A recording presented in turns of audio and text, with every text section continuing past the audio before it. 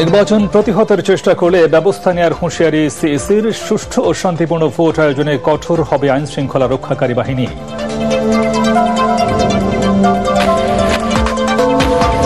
50 থেকে 60% ভোট পড়লেই বাংলাদেশের আগামী সংসদ নির্বাচন অংশগ্রহণমূলক হবে, ডিকাব অনুষ্ঠানে বললেন জার্মান রাষ্ট্রদূত।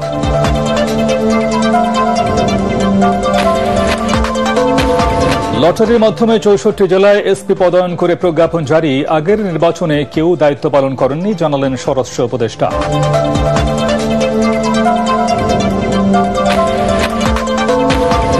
অবাধ ও সুষ্ঠু নির্বাচন নিশ্চিতে সরকারকে সব ধরনের কার্যকরী ব্যবস্থা নেওয়ার তাগিদ বিএনপির। খালেদা জিয়ার সুস্থতা কামনায় দোয়া প্রার্থনা।